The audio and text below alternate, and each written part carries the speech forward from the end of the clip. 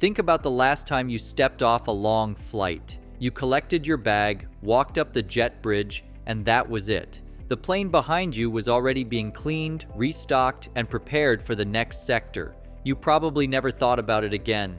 But some aircraft reach a point where there is no next sector.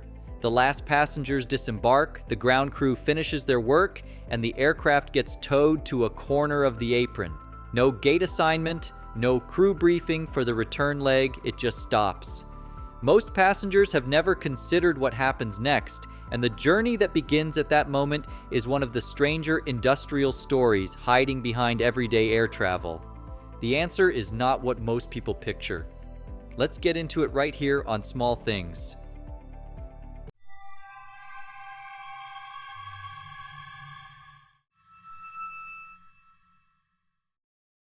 The last day as an aircraft. An aircraft is not retired because it wears out in the way a pair of shoes wears out. It is retired because of mathematics. As an aircraft ages, maintenance costs rise and older airframes burn more fuel than newer models. At some point, an airline runs those numbers and finds that the aircraft is worth more taken apart than kept flying. That calculation is the aircraft's last day as an aircraft. Not a mechanical failure, not a dramatic moment, just a spreadsheet that tips the other way. The crew that flew it on its last sector did not know it was the last one. The passengers certainly did not. The aircraft simply landed, parked, and did not take off again. Where planes go to wait. After its last revenue flight, a retired aircraft does not go immediately to a dismantling facility. Most go to a storage site first. The most famous of these are in the deserts of the American Southwest, places like Victorville in California and Marana in Arizona, where hundreds of aircraft sit in long rows on dry, flat ground. The dry air is the reason. Humidity accelerates corrosion on aluminum and steel. In a coastal environment, an aircraft left outside for a year would begin to show surface corrosion across its skin. In the Mojave Desert, with almost no moisture and almost no rain, the same aircraft can sit for several years with minimal deterioration. From the air, these facilities look like parking lots for giants. Dozens of wide bodies lined up wingtip to wingtip, their windows covered with white reflective tape to keep the interior from overheating in the desert sun, their engines sealed with red protective plugs to keep birds and insects from nesting inside the nacelles. Some aircraft have their landing gear supported on stands to take the weight off the tires over a long stay. Up close, the facilities are quieter than you might expect. Workers move between the rows checking for anything that needs attention. Aircraft that have been there a few months look nearly flight-ready. Aircraft that have been there several years look faded and dusty, their paint chalking in the sun, but structurally intact. Some of these aircraft are genuinely in reserve. During the pandemic, airlines grounded entire fleets and moved aircraft to storage rather than pay for maintenance on planes that were not flying. Some of those aircraft returned to service when demand recovered. Others never left the desert. For them, the storage facility was a transition, not a destination. For the others, the ones waiting for disassembly, the timing depends on the market.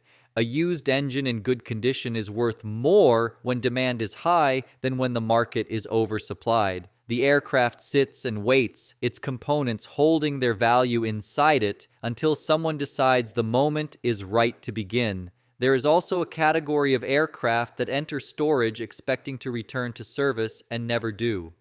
A shift in an airline's strategy, a fuel price change that makes an older airframe suddenly uneconomical, a merger that leaves one carrier with more aircraft than it needs. Any of these can turn a temporary storage stay into a permanent one. Taking it apart in the right order. When the time comes to begin disassembly, the sequence is not arbitrary. It follows a strict order because each step has to be completed before the next one is safe to start. The first priority is safety. Technicians disconnect the main power supply and discharge any residual electrical charge stored in the aircraft's capacitors. An aircraft that looks switched off can still carry significant electrical potential in certain systems. That has to be eliminated before anyone puts a hand inside. Then the fluids come out. Jet fuel is pumped from the wing tanks through large industrial hoses with sensors monitoring flow to prevent overflow, because even a small amount of fuel left behind during cutting creates a fire risk. Hydraulic lines hold pressure even when the aircraft is not running, so technicians open discharge valves in a controlled sequence to bring the system to zero before the fluid is extracted. Only when the aircraft is completely dry does the valuable extraction begin.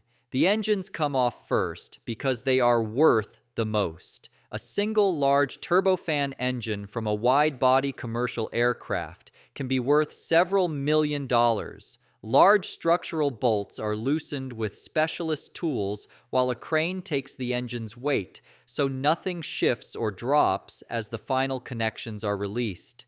The engine, which might weigh 5 or 6 tons on its own, is carefully lowered onto a transport stand and moved to an inspection facility. Landing gear follows, then avionics, flight computers, navigation units, and control modules, each tagged and cataloged as it comes out. Then the interior, seats removed row by row, overhead bins, wall panels, insulation layers, wiring looms. By the time the interior is stripped, the fuselage looks nothing like a passenger cabin. It is just a tube of metal framing. Only then do the hydraulic shears move in. The fuselage is gripped and cut in sections. The wings require more effort because the main structural spars running through them are designed to carry enormous loads. Once separated, the major sections are moved as blocks to the next processing stage. It is not being destroyed. Most people, when they hear that an aircraft is being recycled, picture something being crushed and melted into undifferentiated scrap. The image is of a machine being destroyed, its materials reduced to raw, anonymous material with no memory of what they once were. That picture misses what is actually happening. The aircraft is not being destroyed. It is being disaggregated, taken apart at a level of specificity that would surprise most people watching from a distance. From outside the fence of a dismantling facility, the process looks rough. Excavators gripping a fuselage, wings being pulled free, an aircraft losing its shape rapidly. From inside the process, the logic is very different. Every decision is about preserving value. An engine removed carefully and placed on a transport stand immediately is worth far more than one damaged in removal. Aluminium sorted by alloy grade before it goes to the smelter is worth more than aluminium mixed together because different alloys have different properties, and those properties are lost when the alloys are combined. Copper wiring pulled cleanly from its conduits is worth more as a conductor material than it would be if it were shredded with the insulation still on it.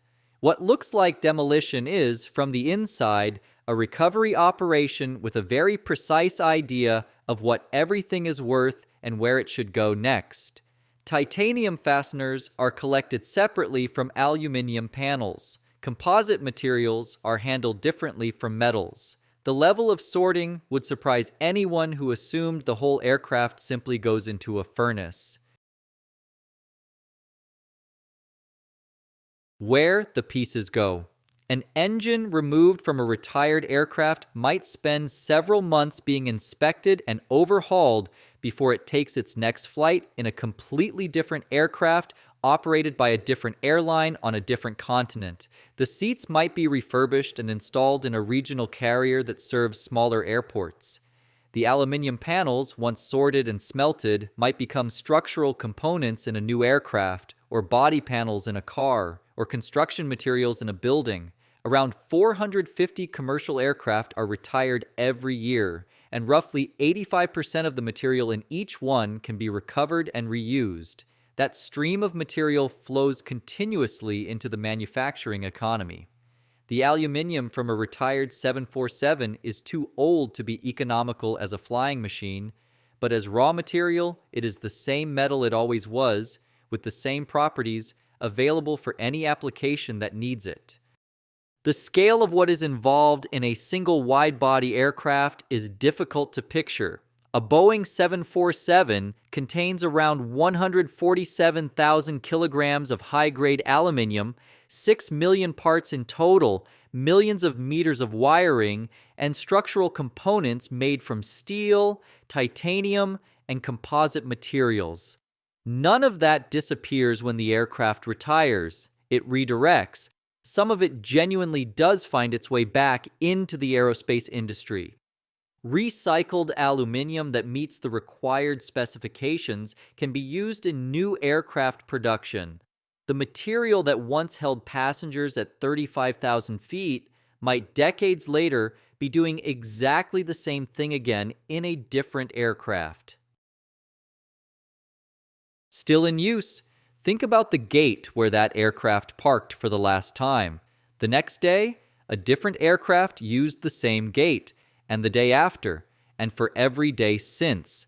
The gate has no memory of the aircraft that left it for the last time, but somewhere in the world, the material from that aircraft is still doing something. An engine is on a wing somewhere. Aluminium has been formed into something new. Wiring has been drawn into conductor material.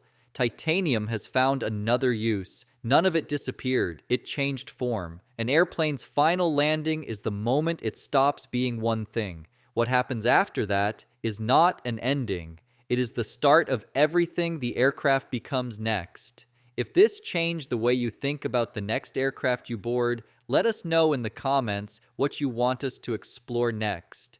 We might make it our next episode. Thanks for watching. History often hides in the smallest details.